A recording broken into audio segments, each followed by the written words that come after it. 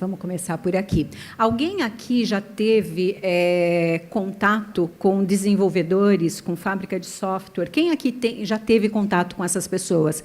Que normalmente são pessoas, o perfil, muito jovens, muito rápidos, eles falam alguma coisa, te passam alguma instrução e você fica pensando, fica processando. Principalmente a gente que já tem 30, né? 30, né? Estamos nessa fase. Gente, com essas pessoas a gente aprende muito o tempo inteiro, mas vocês vão de concordar aqui comigo que o limiar deles entre o certo e o errado é assim muito tênue, muito tênue. Às vezes o desafio para essas pessoas é simplesmente quebrar código, invadir uma página. Não é nem dinheiro, não é nem motivação financeira, mas a motivação deles está no desafio de mostrar para você que o seu código tem erro, que o seu código é vulnerável. Então, quem trabalha com essas pessoas, né, com esse grupo de pessoas, a gente tem que ter o tempo inteiro, né, ser norteado pelos valores que a gente não aprende apenas na vida profissional, mas aquilo que a gente já traz de dentro de casa. E aqui, com maior grau ou menor grau, todos nós temos telhado de vidro. Alguém aqui, né, diante de tudo isso que ele disse aqui, que o Erasmo disse para vocês, né, disse para a gente, vocês acham que a gente tem segurança? É seguro o tempo inteiro? Então, assim, uma vez eu estava em Brasília, no Ministério dos Transportes, e uma pessoa de lá de dentro, era a primeira vez que eu via ele disse assim para mim, aqui eu também tenho telhado de vidro. A única diferença é saber qual é o tiro que qualquer um aguenta, se é uma 38, se é uma arma com calibre maior ou menor. Ele não me conhecia, ele não sabia o que eu estava fazendo. Então, a gente fica chocado quando a gente ouve isso. E por onde começa essa nossa vulnerabilidade? Né? O Eras falou bastante a respeito dos celulares. Quem aqui tem um celular? Quem tem 2 celulares? O que também não é incomum. Eu me rendi, né, por mais do já eras, né, eu já me rendi. Gente, são 2 celulares, eu não consigo gerenciar tanta informação e tanto dispositivo. Mas a nossa vulnerabilidade ela começa realmente através desse... era um telefone, que não é mais, agora é um smartphone, que também fala. Ele pode até falar, mas a gente nem usa mais esses recursos. Por onde começa? Aqui em Santa Catarina, eu não sei, mas em São Paulo, nós temos um dos aplicativos. Por exemplo, você quer andar de bicicleta, é uma proposta muito legal. Você anda de bicicleta, pega a bicicleta onde tiver e deixa ela aonde você quiser, que é o projeto da Yellow. Não sei se vocês conhecem, eu estava até pesquisando, não sei se já chegou aqui, eu acredito que não. Mas é uma proposta fantástica. Em São Paulo, a gente não anda, né? Em São Paulo, a gente... você precisa usar muito bem os recursos tecnológicos, porque, se você for a cada reunião marcada, você não faz reunião durante o dia, você não tem produtividade nenhuma. E, gente, pasmem, eu voltei recentemente dos Estados Unidos, e lá também eles têm propostas semelhantes, e eu vi na rua outro dia uma bicicleta dessa, eu não sabia o que era. Nossa, deixaram uma bicicleta na rua. E, na verdade, a hora que eu fui pesquisar, era da Yellow. Pois bem, eu adoro andar de bicicleta no meu tempo livre. E eu fui baixar o aplicativo. Gente, eu fiquei assim horrorizada. Para simplesmente baixar o aplicativo, eu me deparei com essa tela. Eu parei nela, eu confesso, né? Eu sou réu, confesso, eu não sei até em que momento que eu não vou conseguir seguir adiante. Mas o aplicativo para andar de bicicleta, ele estava pedindo acesso aos meus dados, ao meu GPS, à minha câmera fotográfica. Gente, e não é nem que eu estou usando o aplicativo ainda, é simplesmente baixando ele. Eu fiquei muito furiosa e parei, né, parei por aí, não segui adiante, porque, como é uma afronta para a gente, eu forneço um aplicativo, eu forneço um projeto, ou um trabalho, um serviço fantástico, mas eu acho um abuso de poder quererem saber o meu GPS. Se eu estiver usando um aplicativo para usar a bicicleta, eu concordo que precisa ter a função do GPS, até para ele me dizer qual a distância que tem uma bicicleta mais próxima de mim, mas não para instalar o aplicativo. Tá? Eu vou usar o aplicativo para pagar estacionamento quando eu estou na cidade ou em qualquer cidade que utiliza o serviço de estacionamento digital. Ali tem os dados, além dos meus dados pessoais, tem os meus dados do meu veículo. Se eu tenho um, se eu tenho dois, todos precisam estar cadastrados para que eu possa usar o app. Aí eu tenho um celular. Gente, celular, qual que é o propósito dele? Não é para facilitar a nossa vida, não é para você se conectar ou você ter acessibilidade de onde você quer que esteja, independente do lugar presente que você esteja. Se eu estou aqui nesse evento junto com vocês, eu estou aqui na cidade, eu não posso ser penalizada porque eu deixei de acessar os meus compromissos ou deixei de acessar os meus e-mails ou os meus documentos, as minhas autorizações, enfim. Aí eu tenho a minha conta pessoal, né, de um e-mail, além de eu também querer acessar. Pior ainda, né, a minha conta pessoal, eu posso dizer que eu só acesso à noite. Eu não tenho obrigatoriedade nenhuma de responder qualquer que seja um e-mail que eu tenha recebido de cunho pessoal. Mas o de cunho profissional, se eu quero ser competitiva, eu preciso responder no momento que eu recebo. Eu preciso gerenciar melhor. Então, no meu dispositivo, o que eu vou fazer? Eu vou ter uma conta pessoal e eu tenho uma conta profissional também. Aí eu preciso fazer uma alteração, uma autorização de pagamento, eu preciso mandar dinheiro, sei lá, uma conta que eu esqueci de pagar, eu acesso também o meu banco a partir do meu dispositivo. Aí, como o Eras falou, eu preciso saber se é hora de entrar ou é hora de sair na minha carteira de moedas. Eu, o tempo inteiro, qualquer horário que eu esteja livre, eu estou olhando a variação de todas as moedas, né, as moedas digitais. Eu acesso também. Eu tenho a minha CNH digital. Eu não preciso mais levar a minha CNH em papel, né, a minha habilitação. Eu também tenho esse aplicativo no meu celular. E aí, isso não é só para mulheres, mas quem que não passa aqui, dos meninos que estão aqui nesse evento, que uma hora não vá até o Extra, não vai até o Pão de Açúcar, comprar alguma coisa, nem que seja vinho, e, óbvio, não vai fazer parte daquele programa de pontuação desses hipermercados, né, que te beneficiam, sejam com produtos ou com valores, né, com desconto de valores. Todo mundo faz isso, ou só eu? Alguém aqui tem um perfil diferente do meu? Não, né, gente? Eu não posso estar falando sozinha. Pois bem, pior de tudo é que, na medida que você abre um aplicativo, você deixa ele aberto, você não fecha. Se você não lembrar, né, um determinado horário no seu telefone, vai lá, deixa eu ver o que está aberto, estão todos os aplicativos abertos, consumindo bateria, consumindo energia, consumindo Wi-Fi, atualizando essas aplicações. E aí, qual que é a nossa vulnerabilidade com esses smartphones? É a bateria e internet. E é claro que, se eu tenho um smartphone, se eu quero acessar tudo isso, independente da intensidade do meu dia, eu estou com o meu carregador na minha mala. Só que eu vou conectar ele em qualquer lugar. O Eras falou, eu não conecto nem em internet de aeroporto, de rodoviária, de hotéis, é muito difícil. Eu prefiro usar o meu, na medida do possível, se é possível. Então, por quê? Energia elétrica, na medida que eu espeto um cabo de energia, Eras, responde e me ajuda. Alguém pode estar capturando meus dados através de um ponto de energia elétrica, sim ou não? Agora é a hora. Oi. Bem, Sônia, nesse caso que você está falando, é um que a gente chama de Justin Ducking. É sim ou não? Sim Através, ou não? nesse totem que você está utilizando, ele tem duas opções. Ali você tem a opção de energia, que, em geral, muita gente não usa, utiliza o cabo USB. E aí, com o cabo USB, depende do que está conectado atrás dessa tela, pode ser um computador que está ali exatamente para coletar informação.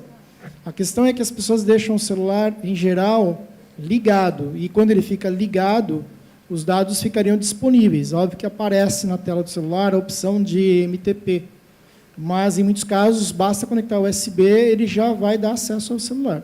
Então, no caso de energia, é pouco provável, usando energia. Tá? Eu desconheço de técnica assim.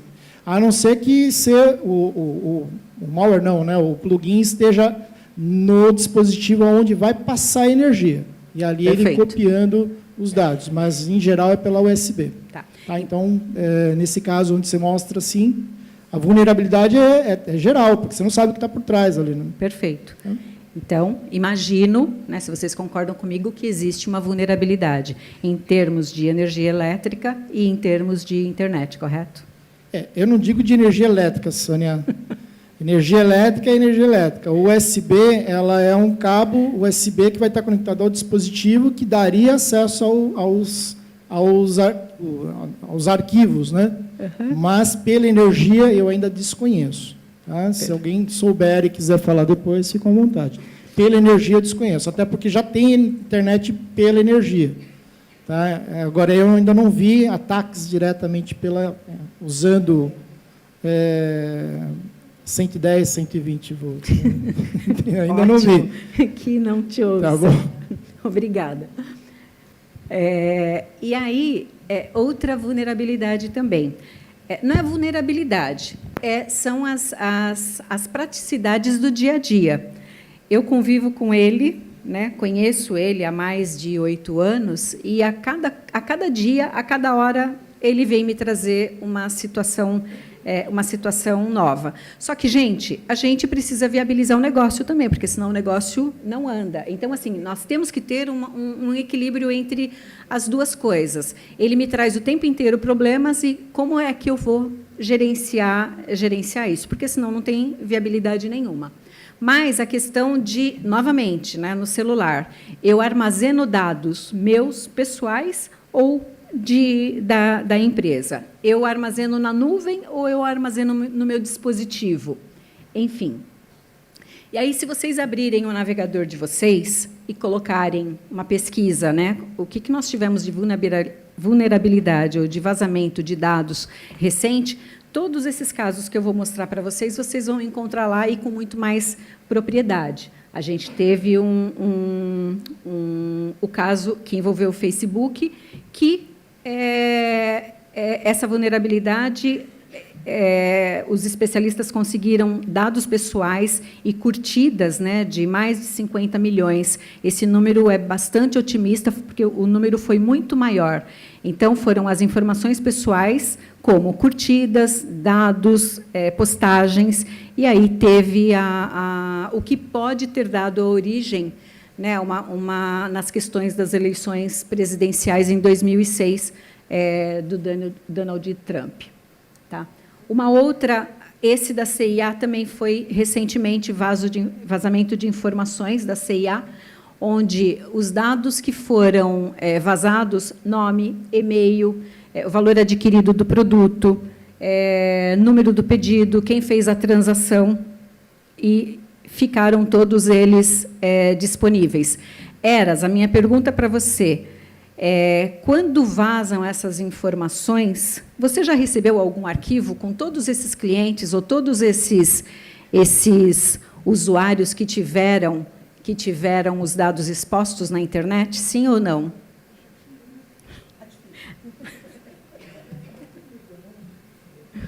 É a hora da revanche. Eu recebi agora. Não, é o meu momento agora.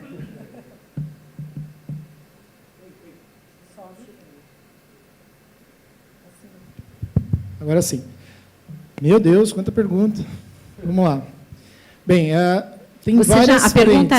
A minha pergunta para você exatamente, sim ou não, objetiva. Você já recebeu ou você já teve acesso a alguma lista de clientes ou de... Sim, sim. E eu não precisa ser muito cracker para ter acesso a isso, nem hacker para ter acesso a isso. Se vocês entrarem num site chamado PasterBin, tá? PasterBin, em geral, os crackers usam essa estrutura para deixar as informações que vazam no mercado disponível para todo mundo acessar quando quiser.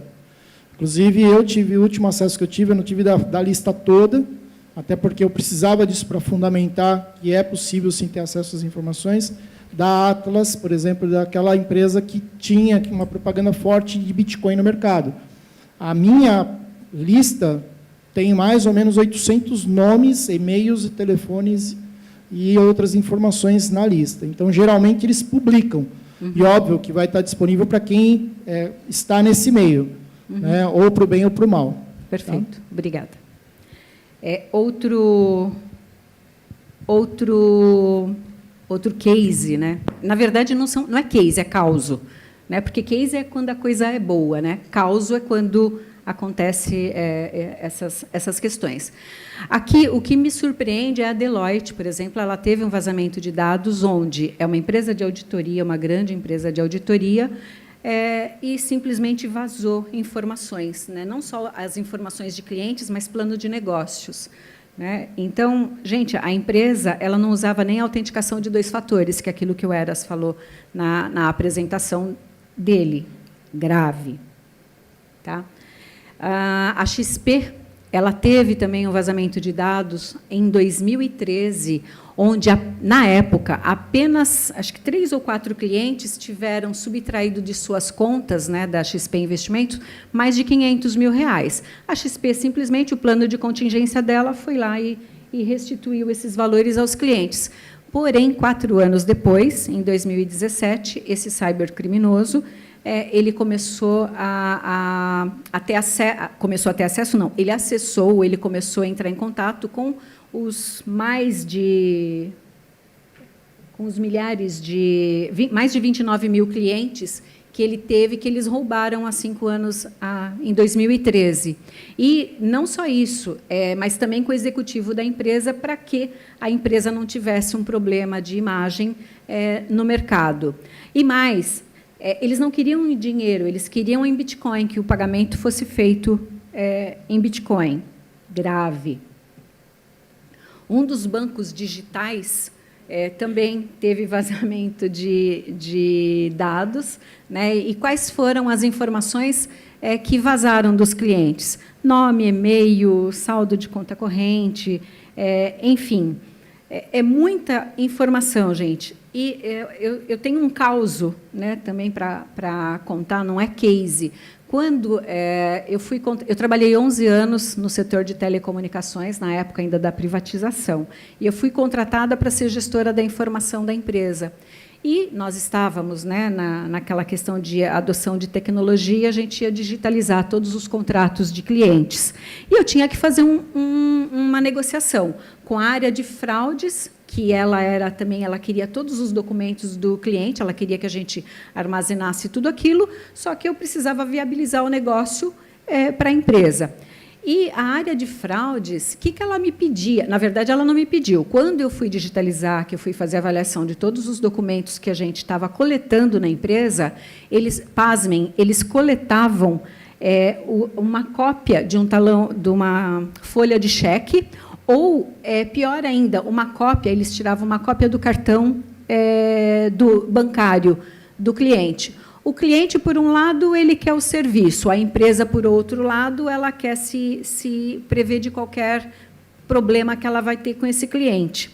E o que fazer? Gente, primeiro, você não vai fazer nada com esse cartão. Né? Nada não, você vai, pior ainda, você vai permitir com que mais de 2 mil funcionários, que era o que a gente tinha na área de call center, acesse os dados dos clientes. E, pior, tenham acesso à informação sensitiva. O que eu vou fazer com isso? Quando a empresa, foi a Claro, né, a antiga BCP, mau tempo, a empresa, assim, ela fez um boom tão grande que, mau tempo, ela tinha de fazer uma pesquisa sobre os funcionários. E, pior, eram funcionários terceirizados. Não estou dizendo que sim ou que não, mas eu estou abrindo brecha. Do ponto de vista de empresa, eu estou abrindo brecha, eu estou abrindo precedente para que eu tenha exposição dos meus clientes. E, numa gestão da informação, o que eu faço com isso? Né? O que eu faço com esse cartão? O que esse cartão vai fazer de diferente para a empresa para ela conseguir cobrar o meu cliente? Nada. Né? Por outro lado, ela também queria que eu fizesse a digitalização de um documento, né, podia ser da CNH ou poderia ser do RG, colorido. Gente, o que eu preciso é da informação. Se a cor não vai me influenciar nada, vai influenciar, sim, no tamanho do arquivo e como eu vou trafegar esses dados. Mas, assim, o que eu preciso é da informação.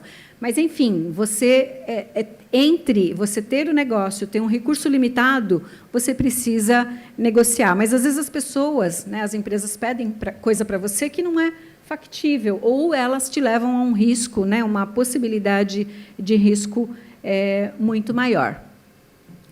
A fintech, o Eras falou também, ela teve vazamento de informação de mais de 264 mil clientes. E o que eu faço com tudo isso? Nunca ninguém bateu a minha casa dizendo, senhora Sônia, a senhora tem R$10, a senhora vai receber de volta porque o seu dado foi exposto, usaram, eu não soube armazenar corretamente a sua informação. Eu nunca pelo menos essa informação, não sei se vocês já tiveram esse prazer, mas eu nunca tive esse prazer de receber alguma coisa, né, por uma ingerência de uma determinada empresa. E o tempo inteiro o que a gente percebe é que eles querem informação de mais e serviço de menos. E, às vezes, eu me pergunto, eu preciso dar essa informação? Eu vou dar um exemplo. Se eu vou num banco e eu quero ter uma conta corrente, eu não estou pedindo crédito para aquele banco. Não adianta ele vir me pedir a cópia da minha declaração de imposto de renda. Eu não estou pedindo crédito para o banco, mas o banco pede a sua cópia da declaração de imposto de renda. Precisa mandar? Né? Aí depende do seu poder de negociação com o banco. As pessoas, normalmente, elas vão levar a declaração de imposto de renda. Diferentemente, se eu vou tirar o meu passaporte, ou se eu vou tirar o meu visto, que o país para onde eu estou pedindo um visto, ele quer saber se eu tenho condições de me manter aqui e, principalmente, se eu tenho condições de me manter lá. Então, é o interesse meu em apresentar a minha cópia, a minha declaração de imposto de renda. Então, para você pedir documentos, depende o que você vai fazer. Mas é muito mais fácil. Eu peço tudo, eu tenho tudo e eu não gerencio nada, não vou fazer nada com aquelas informações e gera um risco para todos os lados. Outra coisa, esse caos, né, dos hackers acessaram o mapeamento genético daquele programa MyHeritage. Alguém já fez a árvore genealógica aqui? Já? Gente, é fantástico. Se eu quero acessar os dados do Eras, vocês acham que eu vou acessar a máquina dele? Eu vou tentar colocar um exploit na máquina dele? Esse cara aqui, ele faz assim tudo. É tudo fechado. Não vou fazer isso. Mas o que eu vou fazer? Se eu sou inteligente, eu quero acessar as informações dele. Eu vou na mãe dele, eu vou no pai dele, eu vou nos filhos dele, nos sobrinhos dele, nos amigos, né? Então, gente, por quê? É o lado que não que as pessoas estejam despreparadas, mas não estão tão preparadas quanto ele. Então, se o meu objetivo é acessar a empresa dele, eu não vou nele, óbvio. Eu sei que ali pelo menos ele toma uma série de medidas que vão proteger ele e a empresa dele, mas eu vou em todas as pessoas que colocam ele em risco. É o que os sequestradores fazem com você. Vai sequestrar seu filho na escola, vai sequestrar o seu ponto fraco. É engenharia social.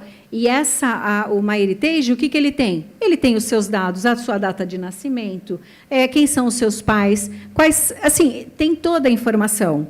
Então, isso é risco ou não é risco? É óbvio que é, porque, segundo o Eras, eu já tenho 50% da informação. Me falta o restante. O ano passado, McDonald's, a gente teve um outro golpe do McDonald's que atingiu mais de 100 mil pessoas, mais de 100 mil usuários em apenas 24 horas. E aí, gente, pasmem, porque assim, os criminosos agora, assim como o Eras disse que algumas empresas têm todos os recursos de segurança, incluindo aí o certificado de segurança, o HTTPS, o cadeado e mais, esse golpe ele trazia no cupom um QR Code. Então, assim, os especialistas, né, ou os hackers, ou os crackers, né, eles estão cada vez mais ousados. E, às vezes, o problema não é a questão financeira, mas simplesmente o prazer de provar que eu posso, eu faço, eu aconteço. Tá? Então, assim, cada vez mais a gente tem insegurança ou a gente tem negligência, imperícia e imprudência, certo, Eras? Aqui eu estou falando do mundo digital. Mas o que aconteceu há 2 meses atrás com o incêndio que nós tivemos no Museu Nacional, no Rio de Janeiro? Gente, eu não estou falando de nada diferente. Eu estou falando um no mundo digital e o outro no mundo físico, que é o que acontece. Quem são os responsáveis por manter aquela estrutura? Né? Eu vai dizer, as paredes ou a fiação ela estava exposta, eu não tive verba, eu não tive... Gente, quando a coisa é urgente, emergente, né, você precisa lidar com prioridades, porque depois que acontece, não tem, o risco já foi. Né?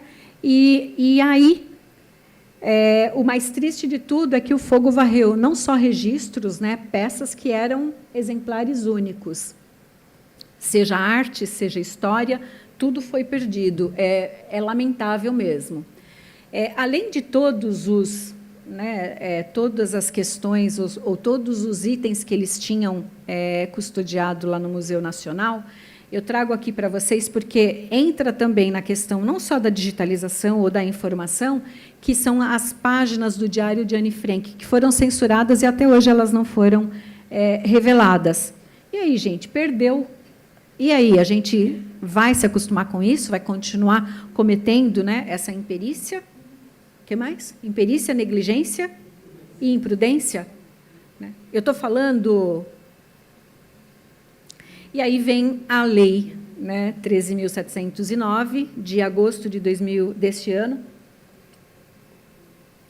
onde, na minha opinião, ela centraliza, né, ela muda algumas coisas, porque antes todos esses dados decorrentes de internet, decorrentes dessas fragilidades do mundo virtual, eram tratados pelo Marco Civil ou a lei de acesso à informação. E agora não, a gente tem uma lei específica. Uma lei específica que ela declara exatamente o que são os dados pessoais. Então, toda informação, sendo nome, e-mail, endereço, IP de dispositivo, geolocalização, número de telefone, dados de conexão, tudo isso faz parte do conjunto de dados pessoais. Ela também diz claramente o que são dados sensíveis, desde a origem racial, o seu estado de saúde ou a sua opção sexual. O seu estado de saúde, a área da saúde, né, para tratar informações pessoais, eu acho que a área é o órgão mais amadurecido até o momento para tratar com informações não só confidenciais, né, mas dados sensíveis e dados pessoais. O que muda hoje com a legislação? Hoje, se a empresa quer usar os meus dados, eu preciso consentir para ela fazer. E não simplesmente eu vou dar a informação, assim como o projeto da Yellow queria todas as informações, que eles não sabem o que eles vão fazer, mas o importante tem jantar de graça? Não tem jantar de graça. Tudo aquilo que você recebe graciosamente, por trás eu tenho o olhar, né, o quesito do negócio. Então, o que muda hoje, drasticamente, é o seu consentimento. O seu consentimento e a pessoa que vai responder por essas informações profissionais. Não adianta dizer, eu não sabia. Alguém chega lá, a Polícia Federal te pergunta alguma coisa, uma experiência que eu tive na Claro, inclusive, em Brasília, novamente. Uma quadrilha roubou e matou um dos policiais federais, e um dia que eu cheguei lá na regional, a Polícia Federal tinha invadido a empresa, e 2 coisas aconteceram naquele mesmo instante. O diretor da regional saiu pela janela e a diretora financeira se escondeu numa sala onde ninguém tinha acesso. Essa foi a providência. A Polícia Federal precisava daquela força toda para entrar dentro da empresa, tirando catraca, quebrando vidro. E a gente não sabia o porquê daquela força toda. Eles queriam as informações e os documentos de 10 contratos, 10 clientes, que depois a gente veio saber que tinham matado um policial federal. E ela vai aonde? Vai em quem pediu aquela informação. Eu estava chegando no momento que a Polícia Federal tinha acabado de entrar na empresa, eu era a terceira pessoa que eles poderiam ter me prendido também. Mas, naquela época, há 10 anos atrás, isso não era tão conhecido como hoje. Mas, hoje, todas as empresas, não adianta mais falar, eu não sabia. Né? Você tem um responsável pela gestão da informação dentro da sua empresa. Eu acho que isso não só o consentimento do cidadão, mas o responsável pela informação de cada empresa, e isso é uma das grandes mudanças na lei. O que a legislação pede? Que seja notificado o incidente, mas não é só, simplesmente eu notifico, sai nas mídias de grande circulação que aconteceu isso comigo. Só isso? Não, eu preciso notificar todos os clientes que foram vítimas desse episódio. Então, assim, algumas coisas mudam, e isso precisa valer e proteger a gente. Agora, antes de mais nada, antes deles simplesmente coletarem os dados, porque hoje funciona assim, né? Se você entrar no seu navegador e você fazer a pesquisa de um livro, fazer a pesquisa de um vinho, fazer a pesquisa de qualquer outra coisa, de viagens, a partir daquele momento você é invadido por todas essas informações que coletaram a partir da sua preferência de negócio. Então, eu preciso ser notificada que o meu dado está exposto. Tá? Essa é uma das grandes mudanças. As empresas elas precisam fazer uma adequação aos padrões de segurança da informação, e, se ela não fizer, ou se ela for vítima, nós temos todas as penalizações para essa empresa, que, como o Eras falou, vai desde as multas, né, que chegam até 2% do faturamento anual. Se eu tiver uma empresa aqui no Brasil, que ela é de qualquer outra, se ela trabalha, não só aqui no Brasil, como foi o caso da CIA, e ela acho que é da União Europeia, se não me engano, Holanda, eu não sei a origem, esqueci a origem dela, eu preciso trabalhar aquilo que vale aqui, vale lá. Eu acho que vai acabar essa festa, e aí os especialistas podem me ajudar ou me corrigir. Vai acabar a festa de eu pedir, Sandra, me ajuda, onde eu peço, eu notifico o Google, eu notifico o Facebook, me dá a informação de quem fez exatamente. E o que normalmente hoje ela faz com você? Eu não pertenço à legislação brasileira, eu não estou exatamente. A minha deve melhorar bastante, porque é a saída, né? A saída tangencial deles. Então, e por isso que hoje a gente vive, parece que é um mundo sem lei, é uma terra sem lei. E a internet não é terra sem lei. O prazo para adequação disso são 18 meses, a partir de agosto, que vai dar em fevereiro de 2020, que todas as empresas precisam estar adequadas. E o que nós temos, gente, hoje, para sair de toda essa... Não para sair da vulnerabilidade, porque, como o Eras disse, muitas das coisas, das práticas, elas são práticas que são usadas pelos funcionários ou por nós mesmos, mas é o nosso comportamento também que precisa mudar. O blockchain, ele muda bastante, ele traz bastante as questões de privacidade e segurança para a gestão da informação. Então, o que muda da Web 1.0 a 2.0 e a 3.0? Eu vou ter uma informação que vai estar descentralizada. Eu não vou ter toda a informação num único local. Por exemplo, o navegador para você, na Web 3.0, a gente tem o Brave. O Brave ele traz uma tecnologia... Alguém conhece? Alguém já tem instalado? Alguém já tem usado o Brave, por exemplo? Você? Então, ele já traz um novo conceito, porque essa informação, o dono dessa informação é você, e não simplesmente quem está por trás dessa plataforma. A gente vai ser remunerado por tudo aquilo que você coloca e que possa ser pesquisável. Em termos de armazenamento, nós temos a Ciacom. Em termos de comunicação, a gente tem a Caixa. Em termos em termos sociais, das redes sociais, a gente tem o STMIT, e de entretenimento, para ti. Então, assim, muda bastante todos os serviços que a gente está acostumado hoje, o que vão favorecer bastante a gente com a questão da privacidade e segurança da informação, com a utilização da tecnologia do blockchain. Um documento, quando ele é armazenado no blockchain, então ele tem toda uma cadeia que não é corruptível, né? A segurança que está por trás disso, ela é muito mais confiável. Ela é muito parecida com a certificação digital, só que a gente não vai estar usando a certificação digital. Ele traz, quando você sobe um documento para a nuvem, ele já tem não só o código hash dele, que é um documento único, mas também o arquivo ele sobe para a internet de forma criptografada. Tá? Então, as tecnologias elas precisam estar atentas. Não terá mais, pelo menos, o risco não será tão grande como os data centers que nós temos hoje. Um documento, quando... Opa! Sandra? Para cima. Aí.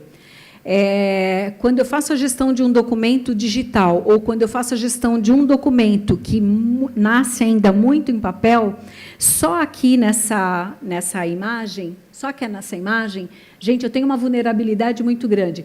Desde que quando eu recebo o documento, para ser preparado, para que a gente possa tirar os grampos, remontar as pastas, para que seja digitalizado, eu preciso pensar na resolução que eu vou utilizar para esse documento, né, para que ele tenha condições de leitura e de reprodução. Eu preciso pensar na indexação dele, de que forma que eu vou receber, ou de que forma que eu vou consultar todos os metadados daquele documento. Eu faço controle de qualidade, se o documento ele tem legibilidade, se aquele documento ele não foi remontado, não tem um sobre o outro, e até chegar na parte de gravação e que esse documento ele está disponível para ser armazenado e acessado. Pois bem, há uns anos atrás, e se a gente olhar a complexidade da atividade de digitalização ou para preparar um documento até que ele se torne digital, aqui a gente já sabe que não pode ser barato. Né? Dos 3 fatores, bom, bonito e barato, você consegue escolher 2, mas você não consegue escolher 3. E a Assembleia Legislativa de São Paulo, ela me chamou uma vez para eu dar uma consultoria, porque eles tinham feito um edital para digitalizar todo o acervo que eles tinham na Assembleia Legislativa, e eram livros, eram dados históricos, eram livros que só para você manipular aquele documento, você poderia degradar o documento, você poderia perder. E esse edital foi frustrado. Por que foi frustrado? Porque de 12 empresas, eles queriam saber a origem da frustração do edital deles, porque o edital, né, quando ele foi para a rua, conseguiram colocar um preço para fazer o serviço, para digitalização de obras raras, a 8 centavos, na época, uma página digitalizada. Gente, 8 centavos, você não faz absolutamente nada. E aí eles me perguntaram, Sônia, por que o nosso edital ele frustrou? O que aconteceu? Aí, de 12 ou 13 empresas que tinham oferecido o serviço, meia dúzia de empresas, elas não eram nem conhecidas, não sabiam, eu nunca tinha ouvido falar daquelas empresas. As outras eram empresas cuja razão social você tem os mesmos sócios por trás. Então, é aquele tipo de serviço que a gente não pode dizer o nome, né? Não pode dizer quem, parece o Voldemort, gente, não é possível, eu te protejo, você protege ela, e dessa vez eu faço o serviço, da próxima vez é um acordo de cavalheiros. A minha resposta para eles, eu falei assim, olha, você teve sorte de que o seu edital foi frustrado, porque se essa empresa, com esse valor, fosse executar o serviço, você perderia toda a sua obra. Então, assim, tem algumas coisas que a gente sabe o valor, ou, pelo menos, você fala assim, não, com essa qualidade toda, esse valor não é razoável. Porque a gente sabe o que é um valor razoável. Quando você vai, desde comprar um produto numa loja conceituada, quando você vai no supermercado, quando você vai... Você tem ideia do valor. E aquilo lá não era factível. Né? Ou, na pior das hipóteses, eles iam cobrar, não iam executar o serviço, porque não dá para fazer. Né? Os scanners para fazer a digitalização de obra rara, gente, é coisa especial. Não é simplesmente um scanner, ou não é simplesmente eu pegar o meu celular, que tem um aplicativo para a digitalização de documentos, que eu vou conseguir fazer a digitalização daquele acervo. Então, eles tiveram sorte, realmente, da frustração do edital. E aqui, gente, uma coisa que eu vejo muito nas empresas, por exemplo, tem empresa que é cômico até. Eu tenho toda a documentação digitalizada, eu tenho toda a documentação digital, aí eu tenho uma operação com um terceirizado, que eles precisam acessar aquela informação para que viabilizem o negócio ou para fazer a prestação do serviço, só que a empresa ou o TI deles falam assim, não, você não pode ter acesso, você é terceiro, você não vai acessar a minha informação. Gente, é ridículo também, porque você precisa fazer essa avaliação correta. Enquanto eu tenho o meu documento digital, então o digital está muito protegido. Só que o meu documento físico, gente, ele sai aqui pela porta. Sabe, vem simplesmente, não denegrindo a imagem, mas o documento físico ele sai aqui pela porta. Ele fica hospedado numa caixa aqui fora, e onde eu não estou olhando. Eu não estou vendo nada disso. Vem uma empresa, leva essa documentação para fora e, de novo, se eu quiser acessar aquele documento ou se eu quiser hackear aquela informação, eu não vou na sua empresa, porque a sua empresa ela tem uma gestão de informação, ela tem um SI forte. Eu vou na empresa de guarda. Eu entro na empresa de guarda, eu acesso a documentação de lá, porque, certamente, uma empresa que faz o armazenamento desses documentos, a segurança deles é diferente da minha segurança digital. Então, para que eu vou conhecer o lado duro da força? Não, eu vou aqui. Ou, pior, eu não preciso chegar até lá. Eu vou rastrear essa documentação na hora que estiver saindo na rua. Outro dia, eu estava no centro de São Paulo e passou uma empresa com um carrinho daqueles... de rua, levando documentação da Bolsa de Valores. Sabe? Um senhor simplesmente empurrando o documento dele. Então, são 2 pesos, 2 medidas. Por que eu posso acessar? Gente, se eu tenho a informação, essa informação é sensível, eu preciso avaliar corretamente e aplicar a segurança da informação, não só no documento lógico, mas do documento físico também. Porque se eu preciso dele, ou pior, se eu não preciso dele, ele não me gera nada, eu jogo fora. E não é o que acontece. As grandes empresas, a maior parte das empresas, ela tem esses documentos, elas, às vezes, não digitalizam. Às vezes, elas digitalizam tudo, mas elas não sabem onde está nada. E elas adotam um sistema de segurança para o documento digital, mas é diferente do documento papel, que fica vulnerável. Então, se eu quiser, eu vou no papel, se eu não tiver essa preocupação. Aonde está o meu outro grande problema também? É onde eu armazeno. Se eu for armazenar essa informação, e essa informação está dentro do meu prédio, assim como aconteceu com o acidente das torres, eu tinha backup, eu tinha espelhamento de dados, só que as 2 torres estavam uma do lado da outra. Gente, foi horrível o que aconteceu. Mas é por isso que hoje eu não posso mais, eu tenho uma distância mínima em termos de geolocalização para armazenar a minha informação. Porque as 2 elas cumpriam todos os itens, menos a distância de armazenamento, né, entre um ponto e outro, da qual foram vítima e acabaram, várias empresas se destruíram ali. Não só fisicamente, como logicamente, e não conseguiu... mais nada a partir disso, o que é horrível.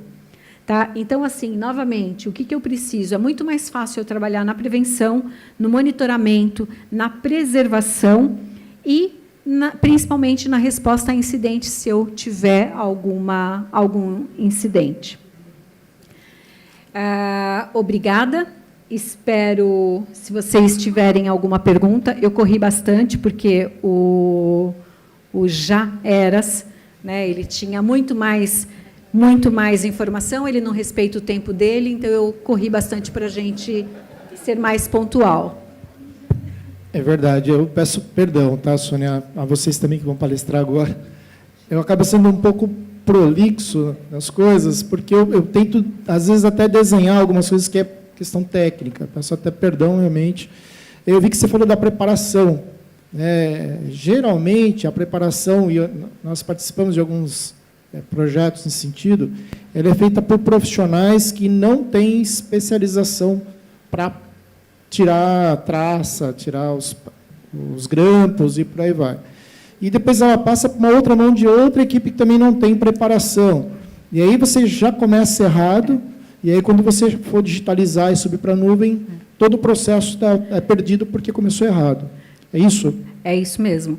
Uma outra coisa muito importante, quando a informação é sensível, e eu faço essa digitalização, eu preparo esse bloco de documentos para que, de físico, ele seja digital, na hora da indexação, a mesma coisa. Eu não posso carregar todos os dados, todos os meus dados variáveis em uma única pessoa. Então, se eu tenho um grupo de pessoas que vai fazer a indexação desses documentos, um digita o nome, outro digita... são dados aleatórios. Um digita o nome, outro digita o sobrenome, outro digita o CPF, mas de forma que cada um deles tenha uma informação. Eu só vou ter a informação completa a partir do momento que eu juntar todos esses metadados. Mas quem está fazendo esse trabalho é um trabalho bem operacional.